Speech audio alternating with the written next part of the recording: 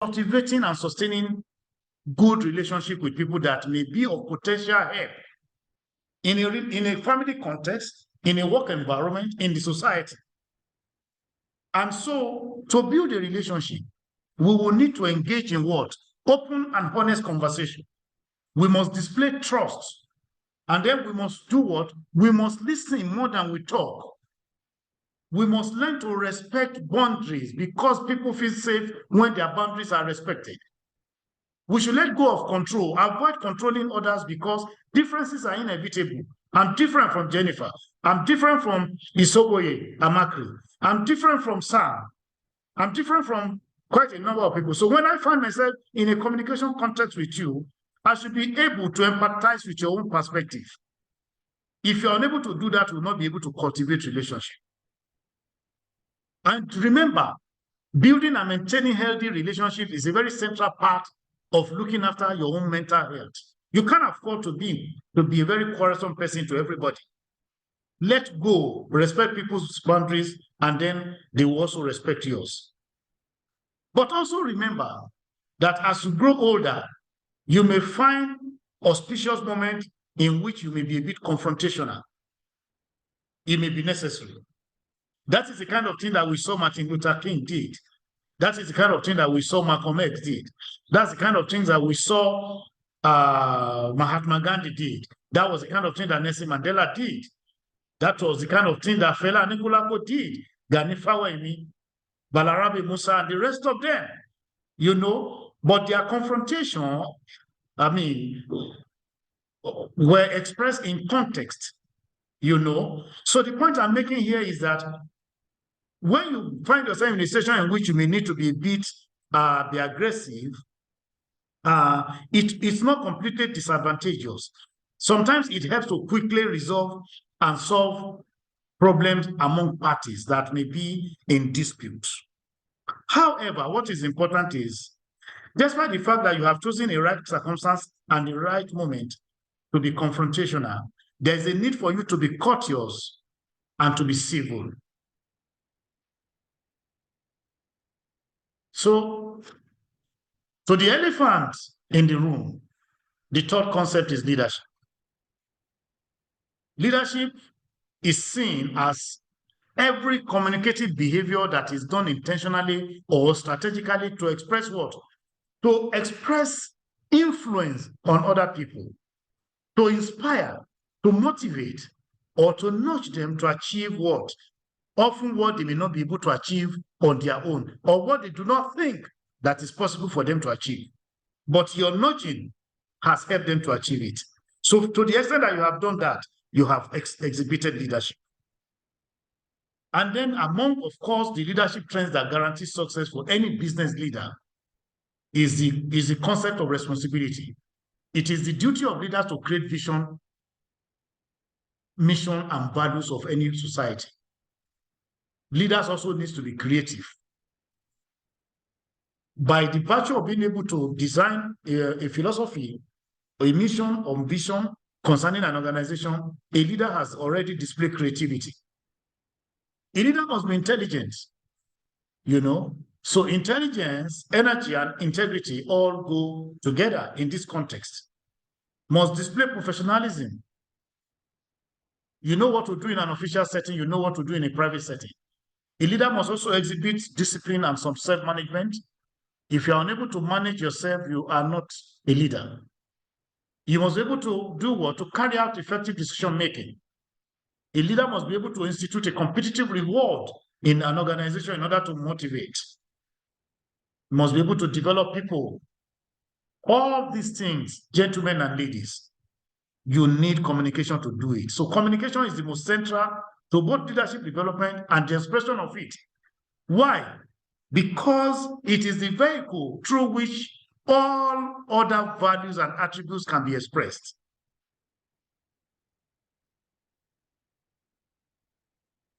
It's a paradigm that speaks to the need for every leader to be agile. So the concept of agile leadership came into scholarship and public discourses to explain what?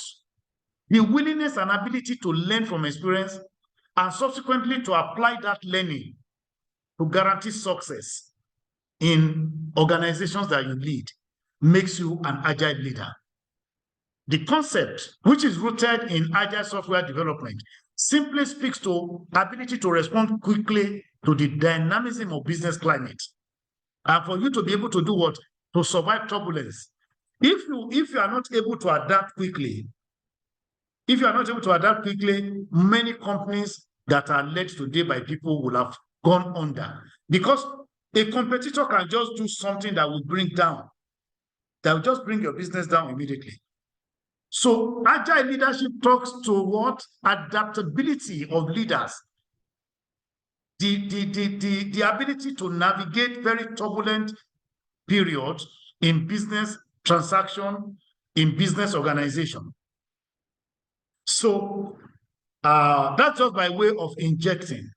So bringing a context into the concept of leadership, it is central that a leader must be dynamic, he must be adaptable.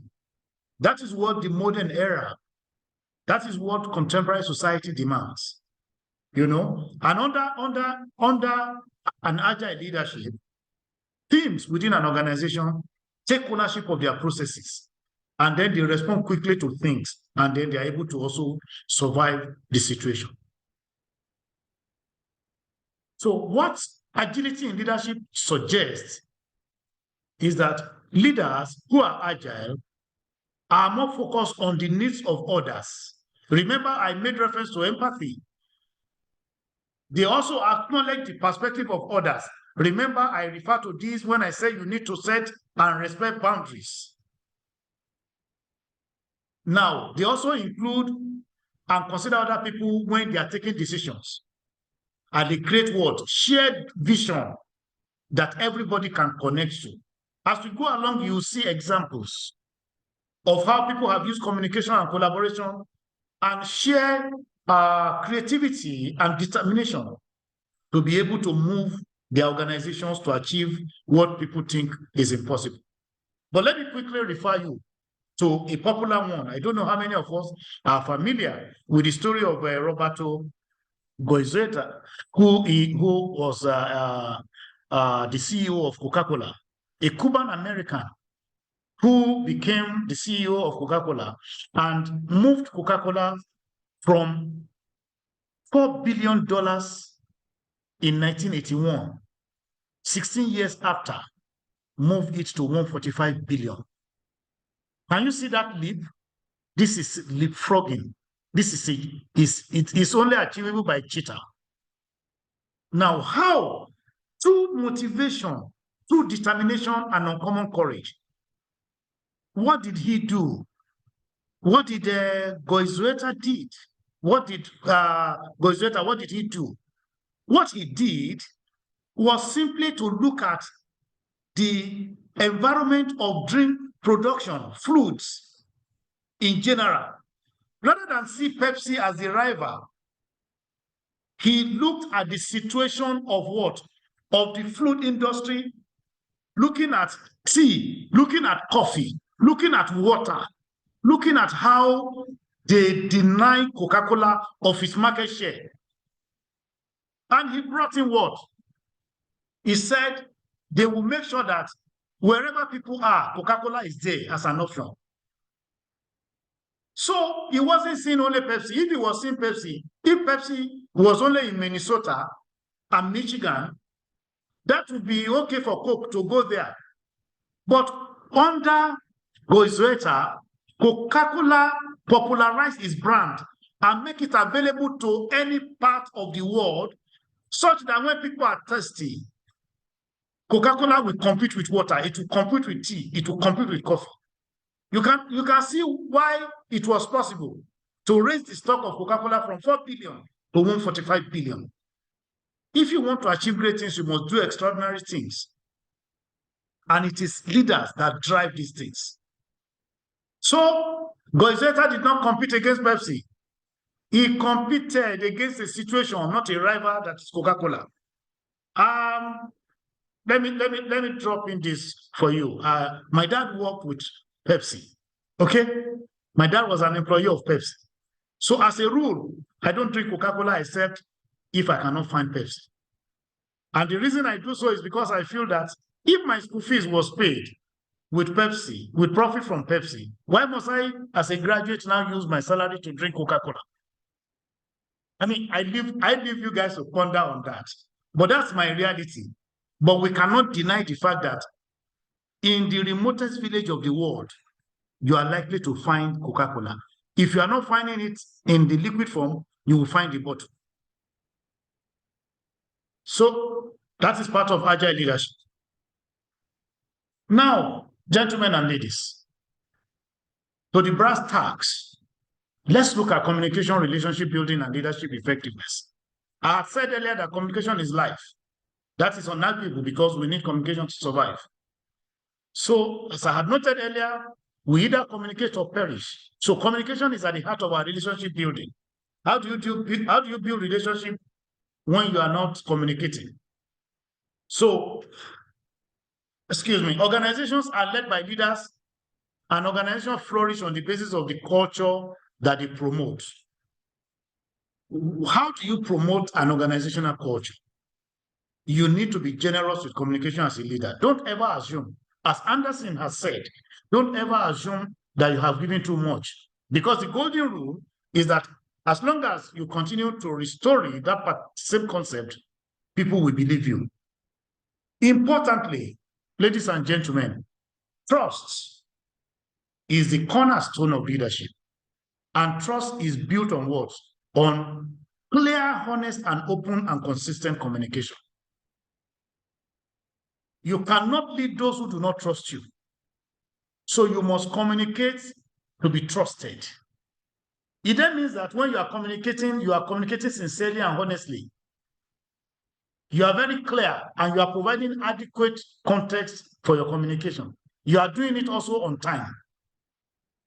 So when people have found that you are not just communicating verbally, your actions also prove and also synergize with what you communicate. They believe you have integrity, and they trust you. So trust is therefore the infrastructure that you need to cultivate a positive relationship, either within a small team, within an organization, or within an organization itself, or even in society at large.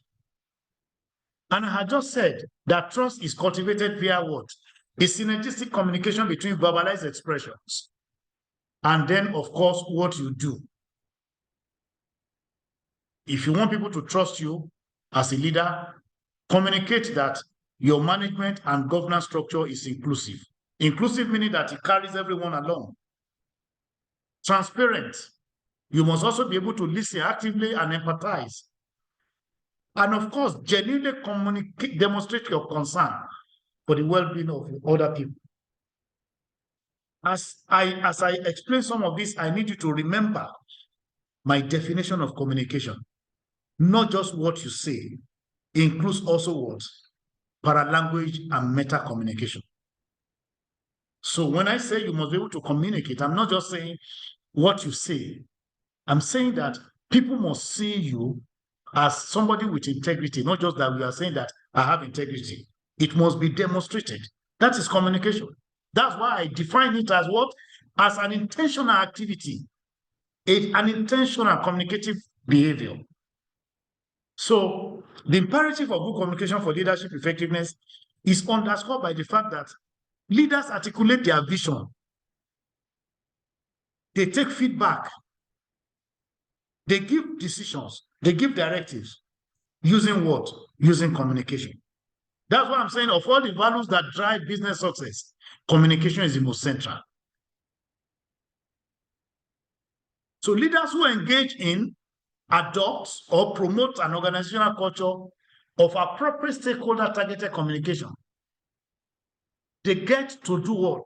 They get to know things without much effort about the preferences of people they lead, about their challenges. Because of what? They have been open to discussions. They have been open to what? Exchange of meaning. And so, open and practical, proactive communication is likely to reduce tension in an organization, is likely to reduce bickerings, is likely to reduce disharmony because you've been open. Excuse me. I give you an example.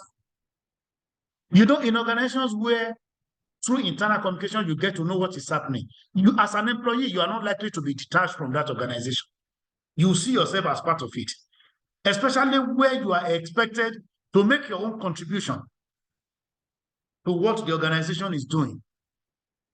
So the foregoing, what I have said concerning how to build relationship, increase loyalty of teams to the organization.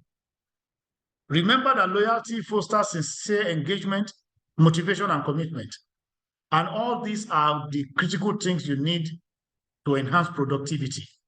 By practicing and encouraging the building of strong relationships through a very honest, open, clear, inclusive, and empathetic communication, leaders are able to take objective decisions. I'm sure those of us listening to me will agree that when you have a boss that is always seeking your advice, seeking your opinion before a decision is taken, you will be closer to that particular boss. You will not allow him to fail. It is just practical. So we're not talking theories here. We're not talking abstractions. So if we are mindful of the role of decision-making in ensuring and in shaping streams of organizational flow, that is what happens within organizations. If we remain mindful of the role of decision-making, because don't forget that it is when management takes a decision that it now informs your activities, what you do. So if we look at decision-making itself, we will agree that when you have an open, honest, and consistent communication, it helps leaders to make better judgment and to take objective, informed decisions because you have been involved in an exchange of ideas. Leaders are asking you, what do you want? What do you need? Excuse me. I'm sorry, I'm recovering from a mild cold. So going forward, the point cannot be overemphasized that when communication is sincere and appropriate, relationship is cultivated. Relationship is cultivated through what? Open, sincere, clear, empathetic communication. And those are the things that help leaders to get understanding, to have insights.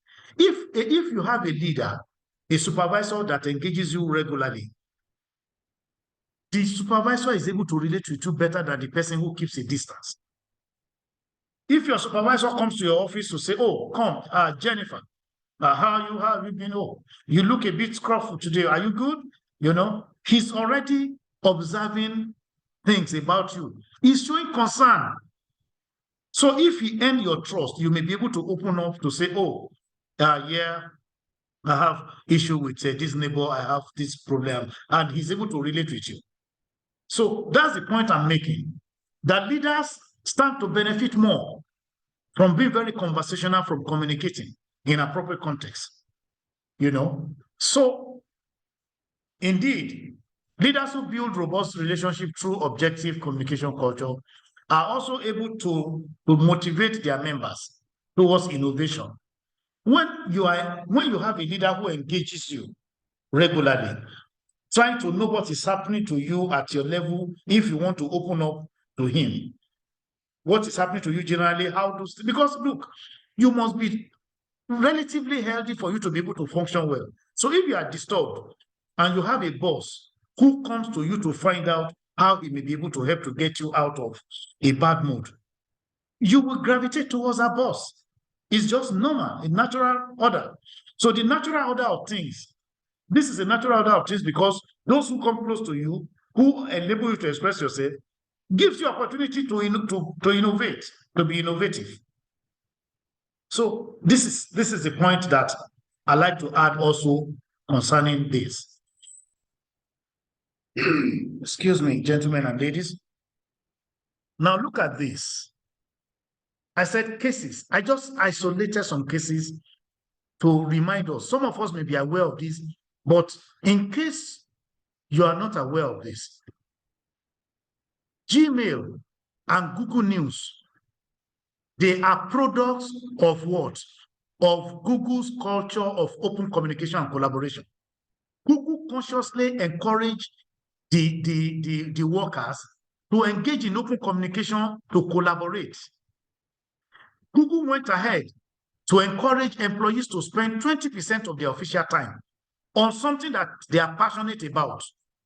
That was how the concept of Gmail and Google News came.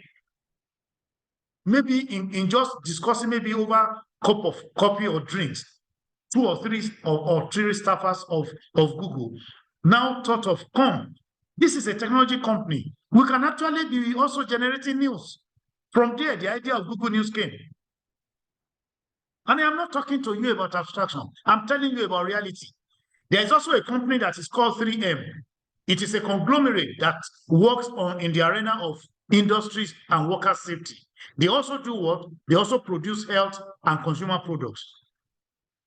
You know, that company also confessed to the fact that, look, the success, why they were churning out innovative products, was likely because of what they call a culture of cross-pollination.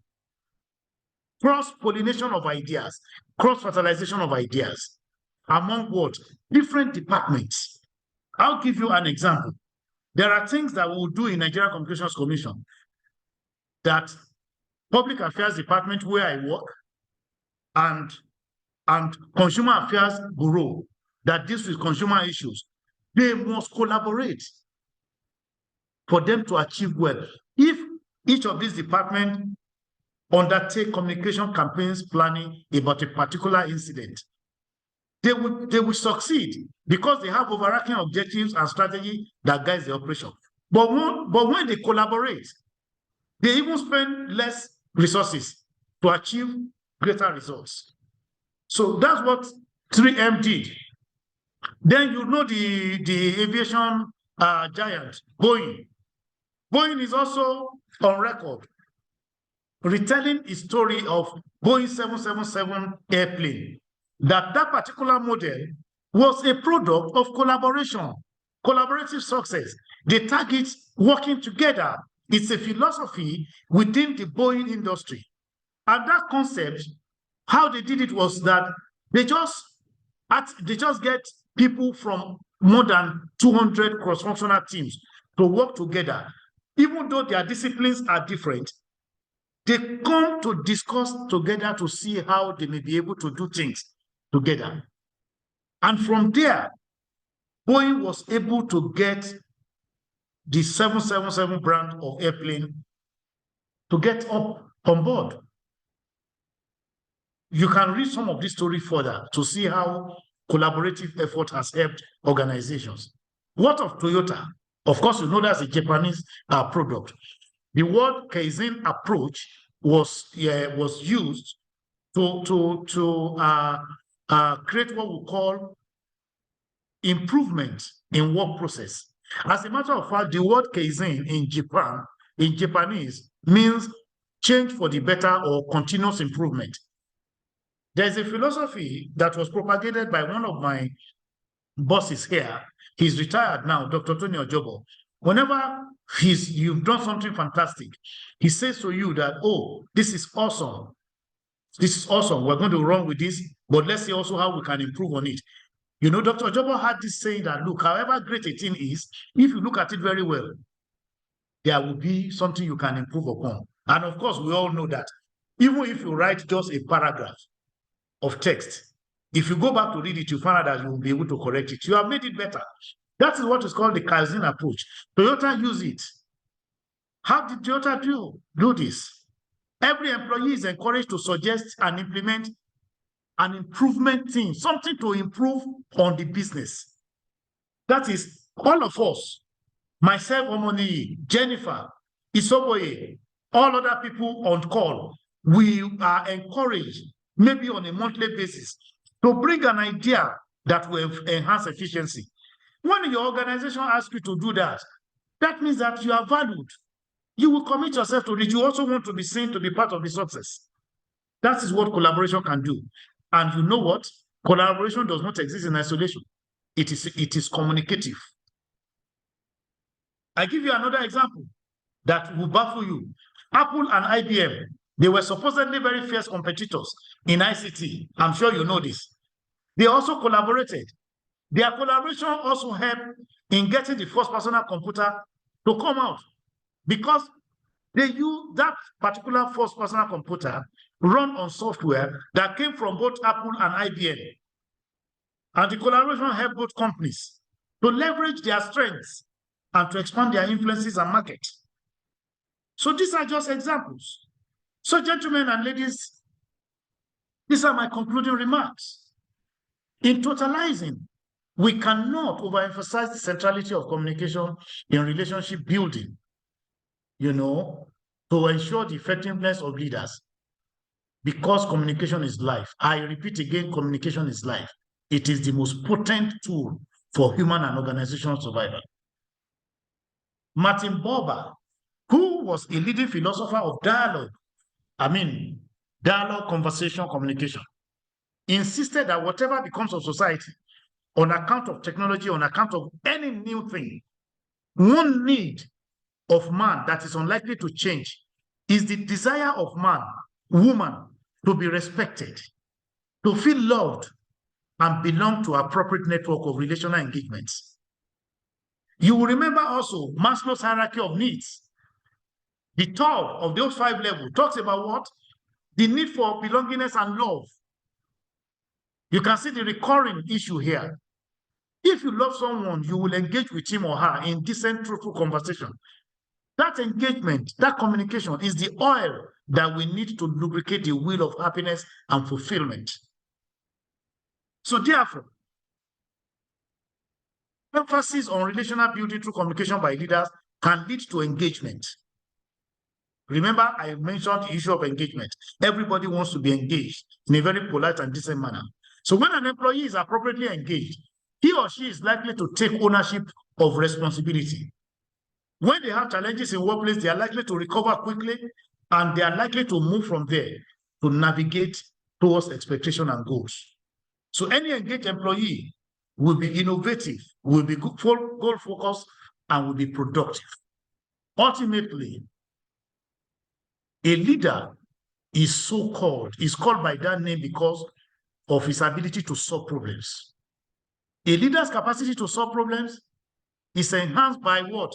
By his team that he's relying upon, because he has built what? Robust relationship through communication with that team. So he can rely on that team to give him what? Suggestions that will lead to informed thoughts, reasoned judgments, and decisive action.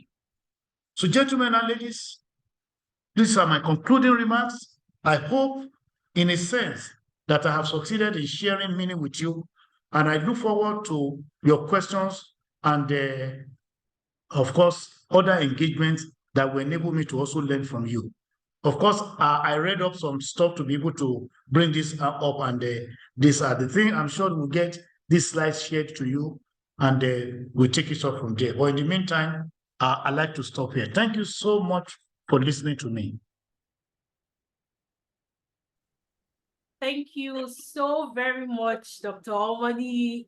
I literally lost track of time, because I got so carried away by this super packed, super insightful session. And something struck me. One of the slides. I think it was a particular slide that was referencing to the SMART communication. I think that was an acronym. And it joggled my memory back to a course that I recently completed. I recently completed a course, a Mackenzie Forward course, and I think we were taught the SMART technique, where your communication is supposed to be S for specific, M for measurable, A for actionable, R for realistic. Yeah, realistic, and T for timely. So I just want to tell everybody on this call that Mr. Omani is dishing out priceless gems. So I hope while he was speaking, you had your notepad and your pen in hand to take down these very, very key gems that are very, very important parts of your life, your career and your leadership journey. So, ladies and gentlemen, thank you for being a part of today's Business Leadership Development Program, focusing on the crucial theme, communication and relationship building. We've had the honor of hearing from Dr. Omoni Ibeton, a distinguished expert in media relations and communication strategy. Dr. Ibeton has shared invaluable insights into effective communication for leaders, drawing from his wealth of experiences and expertise. Now it's your turn to actively engage and contribute to the conversation. Are we ready? I believe we are. So we invite you to participate in the upcoming question and answer session where you can pose your questions directly to Dr. Ibeton. This is your opportunity to delve deeper into the topics discussed, seek clarification, or explore additional aspects of communication strategies and leadership in the digital age. Please feel free to raise your hand virtually or type your questions in the chat box. Let's make this interactive session as engaging and informative as possible. So without further delay, let's kick off the question and answer session and make the most of Dr. Ibeton's expertise. Thank you. So I'll be in the chat box and I will be picking a few questions and I'll be looking out for your virtually raised hands, okay? Let's do this, guys.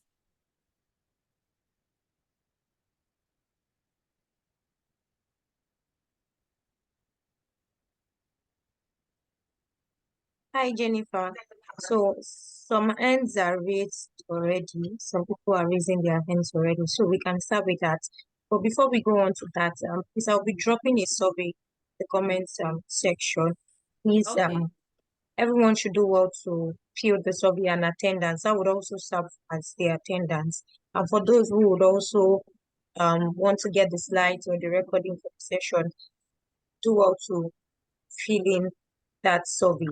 That is how we are going to be sending that across to you. So thank you. You can go on to take the questions.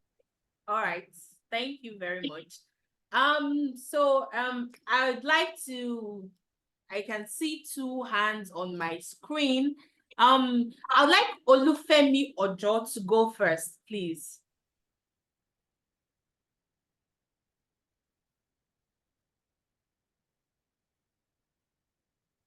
Okay, thank you very much. I want to thank the guest speaker for this brilliant presentation. I've actually learned a lot as a program manager. I can see that communication is very, very important in managing projects.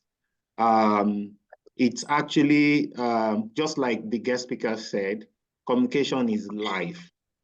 It's a soft skill that every project manager needs. You have to actually communicate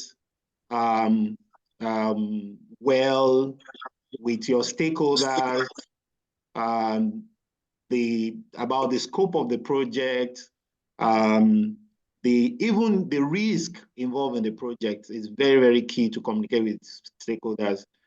Without effective communication, you can actually lose your job as a program manager. You can the project can actually even fail if the communication is not if not effective.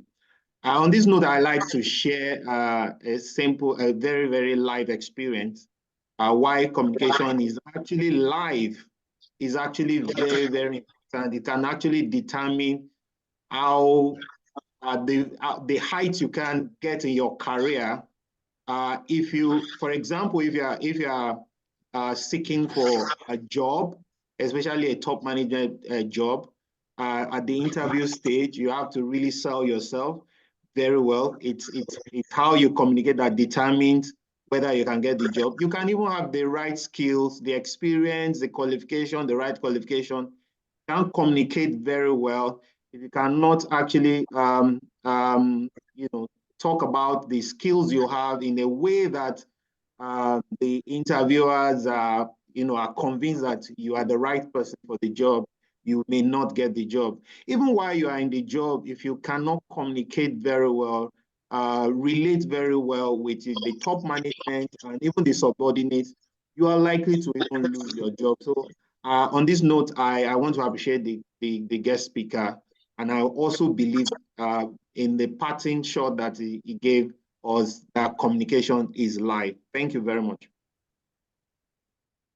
Thank you so much. Thanks.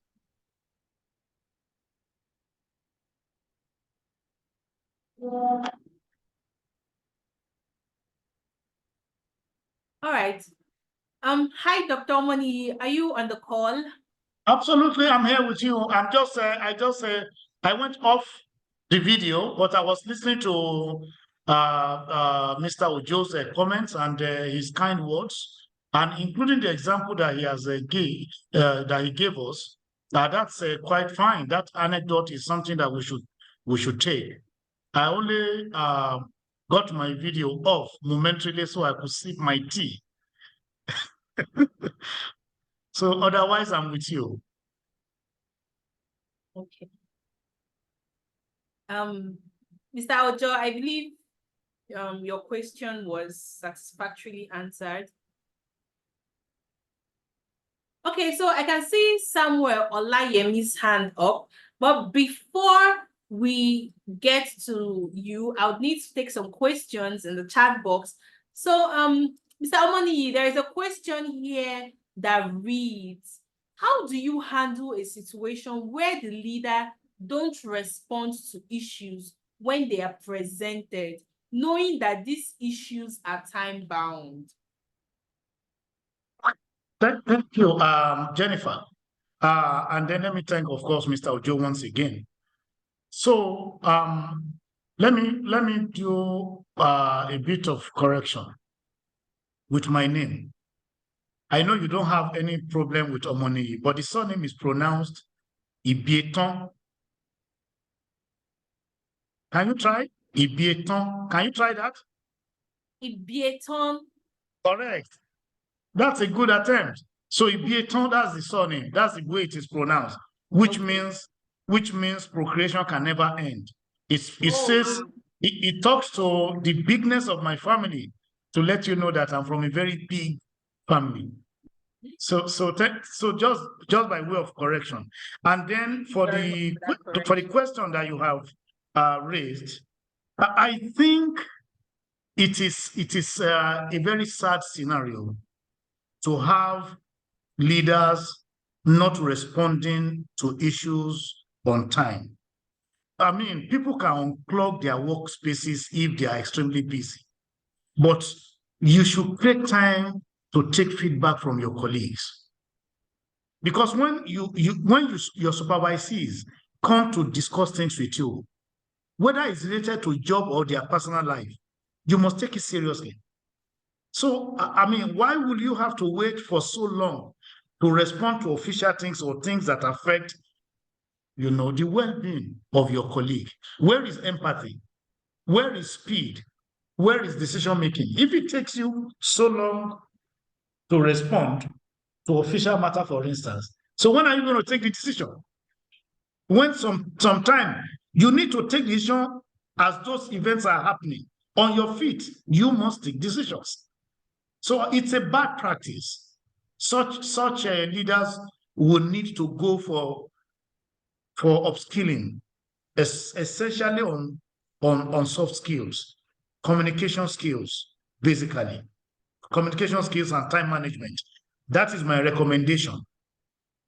And the person who is raising this issue must find a way to communicate it in a way that there will be no backlash. You can walk up to help your bosses. There's a way you can also manage your bosses. The person can go back to this boss to say, sir, I have just listened to a webinar where the importance of communication was emphasized. Sometimes I want to discuss some things with you. I even raise them with you. It takes so long for you to come back to me on this. And this is really affecting because, you say it in a way that will make the man to have a rethink You know, you let the man know how bad you felt, that you have concerns that you raised with him and he didn't come back to you on time concerning it. And so how are you supposed to help him to achieve the goal of your team? You raise that with him. If it is persistent, there must be a way in which you can also let the human capital department of your organization to know if you are sure that they will present it in a way that will not jeopardize your career. But it's something that must be addressed. Otherwise, the organization will not make progress. It's as simple as that. There's no two way to it. You can't even continue to pray about this because prayer works with work. Okay? So it's not a spiritual thing. There is no way. There is no magic. It's either you communicate or you perish. It's as simple as that. So it's a very serious matter that should be addressed. Okay. Thank you very much, Mr. Ibieton. I hope I did better this time. That's better.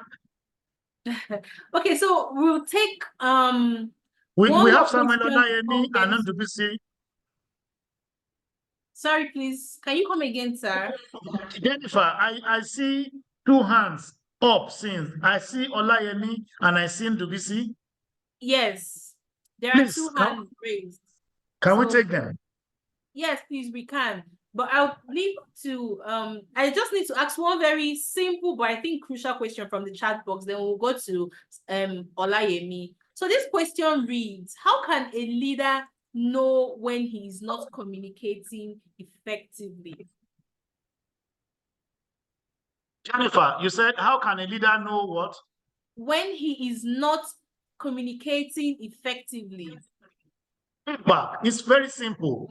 It depends on, you see, if you look at the totality of the presentation, communication is the basis. It helps to build relationship. If you are in an open, if you are in a setting that has open, truthful, and honest conversation, there's already a relationship being cultivated. So if you work with me as if Jennifer is my boss, and we have this circumstance, and Jennifer and I had developed a cordial relationship that I can go to talk one-on-one. You know, remember, when you want to commend people, commend them openly, but when you want to criticize them, criticize privately. If your boss is not acting well, when you want to raise this issue, you don't need to raise it in the team, in the public, except when you have gotten to a point where you can freely talk to yourself. Otherwise, walk up to your boss in the office and say, sir, you are not communicating well with us. This is our expectation. This is what we expect. This is what you can do. This is how you can do it. You make the suggestion to him when it's just two of you. In such circumstance, that will be better received than you being seen to be confrontational by taking on him, carpeting him in the open among other members of the team. But when it is time to praise, you can praise openly. That's in order.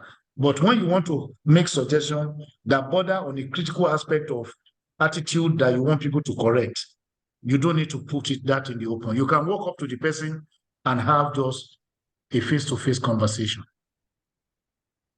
So if you have good relationship with your boss or with anybody in your team, you can actually let them know that they are not communicating effectively and make suggestions to them how they can improve. That's good. That is part of relationship building.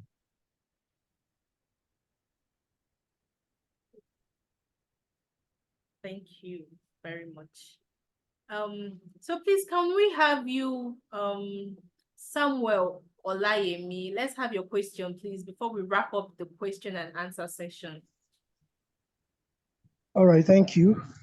Thank you, Dr. Ibieton Okunbaba. I believe you understand that. Okunbaba. Thank you, sir. Well, God bless you, my brother. That man is speaking my tongue, my language. God bless you. All right, sir. Thank you for that rich presentation. My question centers around delegation of communication by business leaders. A number of times I realized that leaders delegate communication. And sometimes those who delegate it to get it wrong. This is, although this is more common in the political sphere, and I'm glad you are working on a research about communication in the political space. But in the business sphere, as a business leader, how can you as a CEO handle this issue of, or how can I as a CEO handle the issue of delegation of communication? Is it okay to delegate communication all the time, or there are critical times when I just have to be the one to communicate, especially communicating between the organization and the public? Thank you, sir. Thank you so much, my brother. Let me just say this and apologize to the audience for talking to the last speaker in my native tongue. I also don't want to lose my tongue or my language completely. So that provided opportunity for me to speak my dialect in a very long time.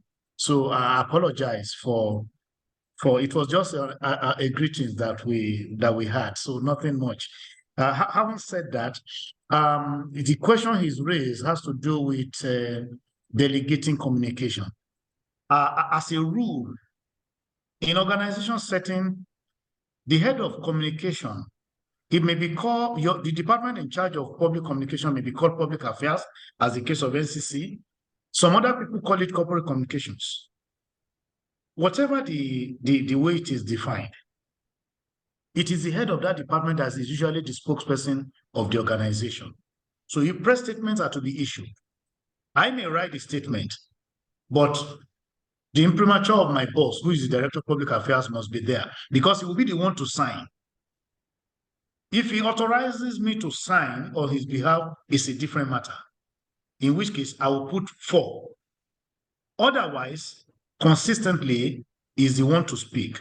But there are other things that the CEO himself may wish to sign, to say, rather than delegate. It is not appropriate to delegate certain communication, especially on certain subject matter. The caliber of the person who authorizes, who signs off that communication, the caliber determines the importance that the organization attaches to that particular subject. So not just anybody can sign, not just any communication can be delegated.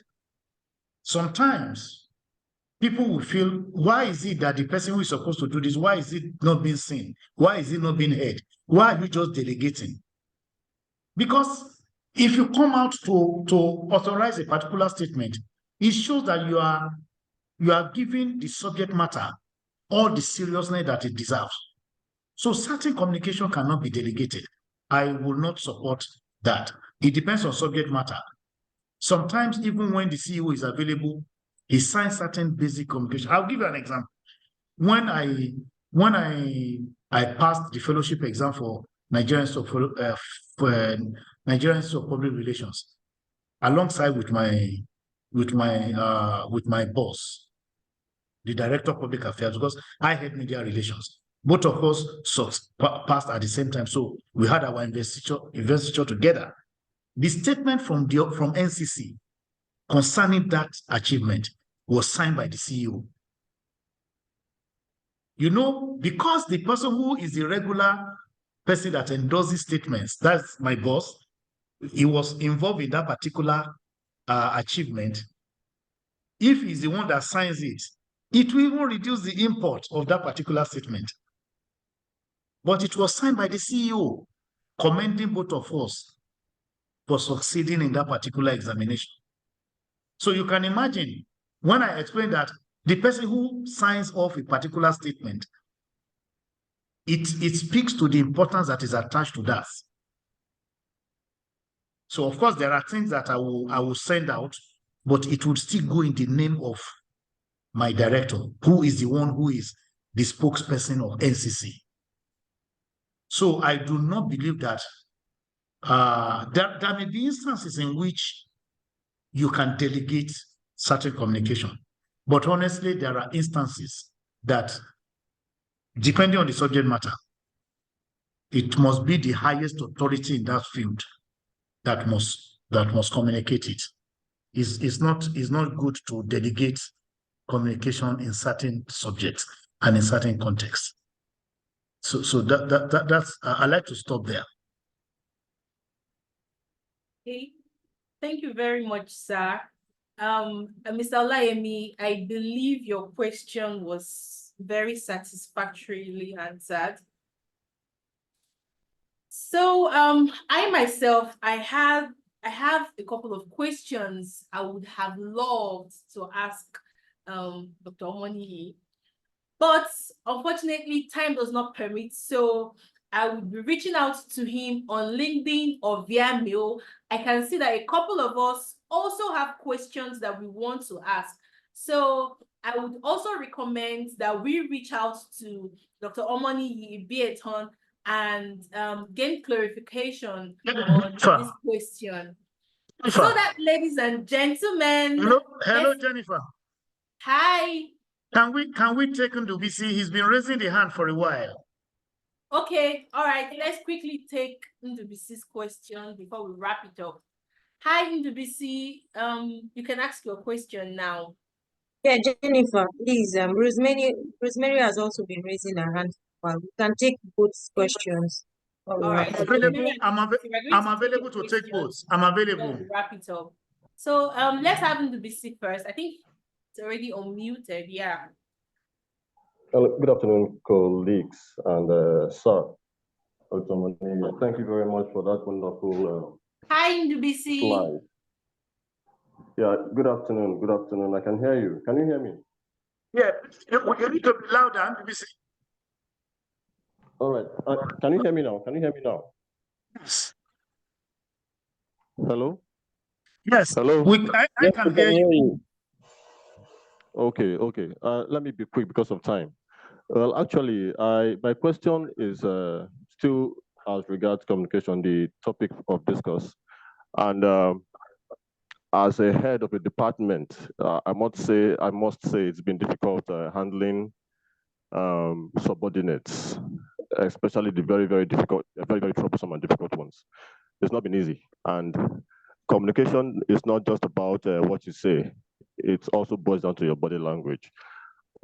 You get, so most times, or though I have control over it, my emotions, your emotions snap. You get to snap at some point and act in a way that you don't really wanted to act, but because of the way the subordinate is reacting or responding to you, you tend to just overreact at that point. Then later on, you find a way back. It's like you retrace your steps and do things the way you should have done them better. So my question is, how do we actually handle such situation? Because in an organization where you have an objective, a goal to meet, you need people. We need people. It should be a teamwork, and we all, I believe, some of us, or if not most of us, experience a team where one or two people will just be strong-headed and wouldn't want to key into the success of the process of achieving that goal for the organization. So how do we actually handle these people? It's at times I find it very difficult to get them to align with the entire team to work towards achieving that particular goal. Thank you very much. All right, so I'll quickly respond to this, Jennifer, before you take Rosemary, okay? Thank you, Ndubisi. You see, I'm aware that some people can be difficult, but that is also in context. I think the problem is you have not been able to strike a connection with some of these people that you have that are giving you concerns. The fact that you have raised it here also means that you actually cherish those people and you like that they're in your theme. But you need to take them in isolation. Assuming there are 3 of them, have a session with each of them privately. Express your concern to them. Tell them how much of the organization is missing and losing. from the fact that they are not able to connect with the objective of your team. Make sure that it is individual.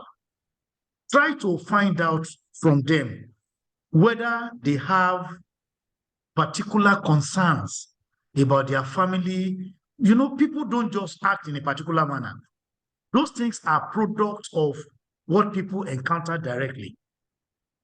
One other thing also is that, yes, you have confessed that at times you probably reacted in a way you would not have loved to react because of the way those people came about. Sometimes, maybe it's because you have not also drawn those people closer by communicating your concerns to them. And they feel that you are keeping a distance. You know, in relationship, in relationships that are emotional, of emotional nature, people talk about, I can't feel your vibes, I can't connect with you. So you need to be able to connect with these people, let them understand even you, why you behave the way you do when they appear to be recalcitrant. So I don't believe that it is a helpless situation. I think you should proceed to engage those people individually in a private conversation in your office. To say, look, I've noticed that you have not been forthcoming with this, and you know you are here because the organization need your input, need your skill, need your knowledge. But this is what I have found. Is there anything happening around you think I should know? Is there a way I can help? Because I need all of us to be on the same page to work together.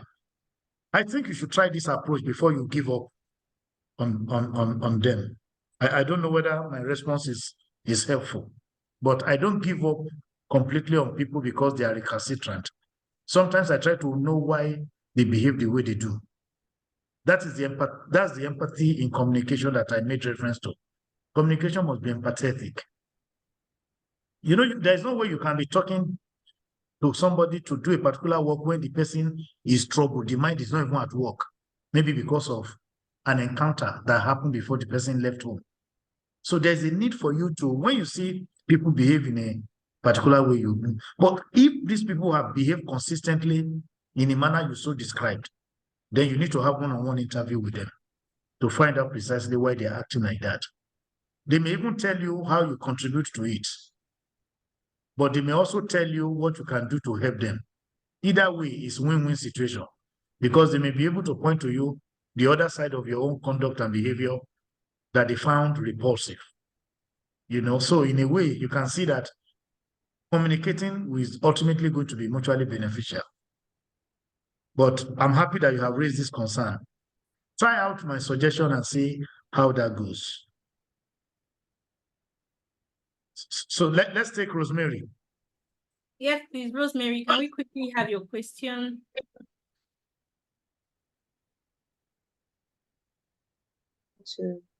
Okay, thank you so much, Dr. Moniyi. And I think towards the, I actually want to make a comment, and the way you closed that statement just now helps me to take it up. I think it was regards an earlier question when somebody was saying, how do you know as a leader you are not communicating effectively?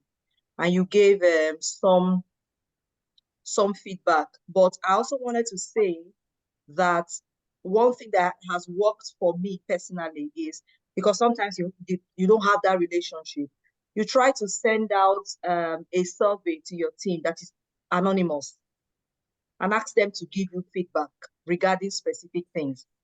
And to be honest, just like what you said to the last Undubisi's question, you might be shocked as to how, you know, you are the one being perceived as a driver to the communication issues. So those feedbacks always help me, and I think it's something that we can try. The relationship is not very strong. Send an anonymous feedback, let people respond. You look at the poll, take the feedback, and then have conversations. We're all human.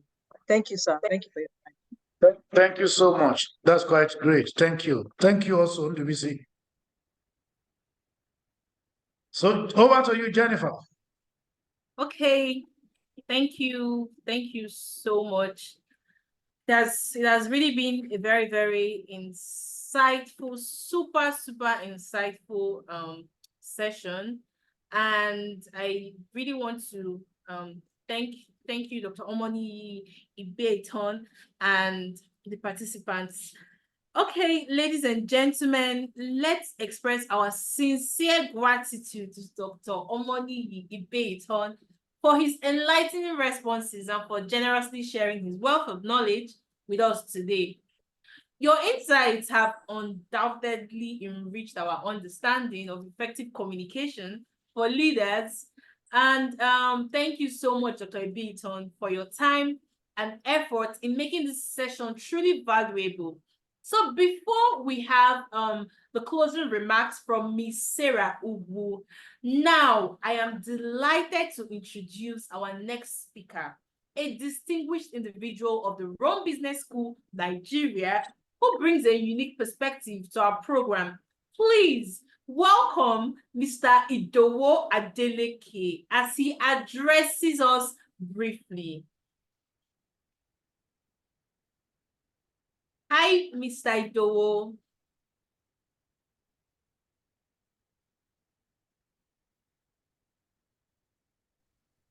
Hello, good evening, everyone. Thank you for having me here today. I'd like to join my voice with the voice of the moment, Jennifer, to sincerely appreciate Dr. Omoniyi Ibeaton for the insightful section. This is the second time we're having in less than 6 months, and it's been an insightful about. Thank you very much for the time, sir. So my name is Idowo Adeleke. I'm one of the support system we have in the admissions to assist professionals in coming on board with the different masters stuff. So I'm just here to give you one or two information about our process and then also keep you abreast with the happenings in Rome Business. So for our specially invited prospects, this is just one of the values that you'll be getting coming on board with the master's program, participating in insightful sections like this. So for the March-April 2024 intake, we're wrapping up with the process, the admission process, and we have limited seats for all of our master's programs. We've been recruiting since November 2023. So the seats are filling up fast. Please, if you are yet to come on board and you're on this section, reach out to your advisor, go on with the process, and then come on board. Now, the offer for the scholarship too, which must have been communicated to you, the validity period, the deadline is 31st of this month.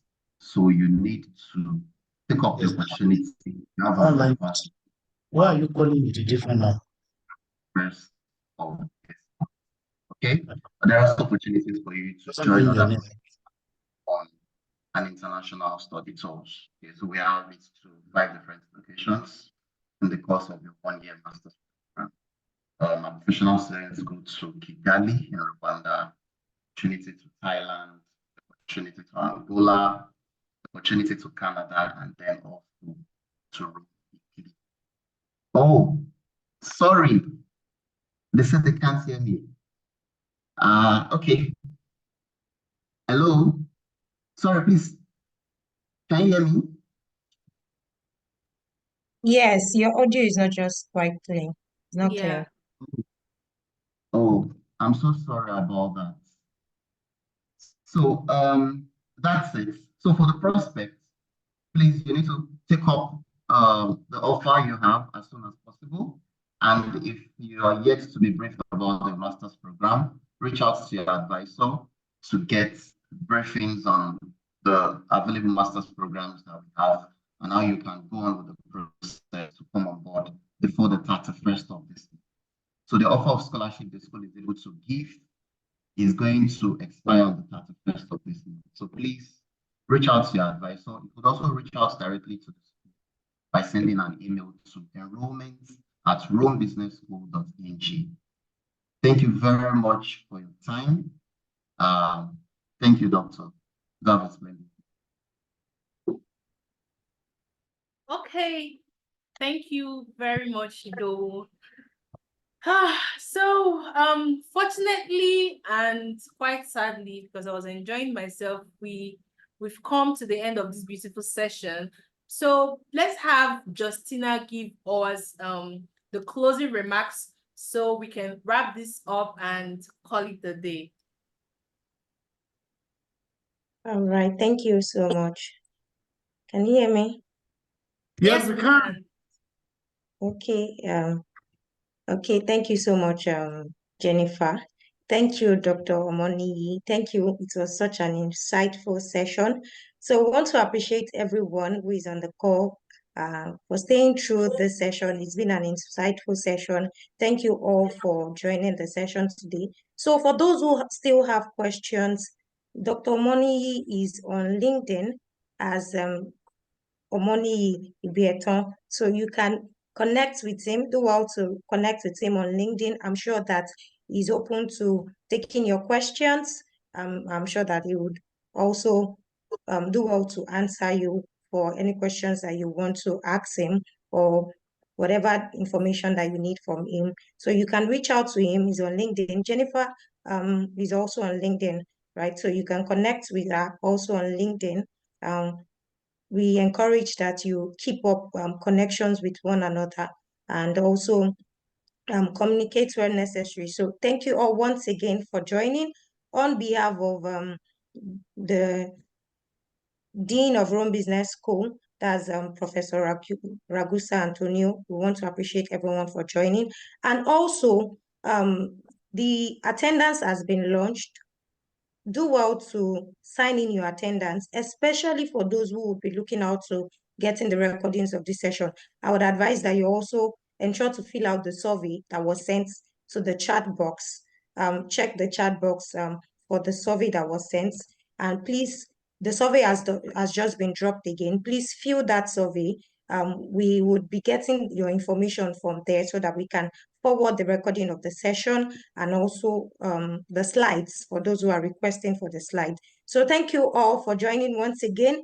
We appreciate our speaker. Thank you, Dr. Moni. Thank you for honoring our invitation. Thank you for always coming when we call on you. Thank you also, Jennifer, for moderating the session. Do have a lovely evening, everyone. Bye for now. Thank you so much. Have a wonderful evening. Thank you. Yeah. Bye, everyone. Have a wonderful evening. Yes.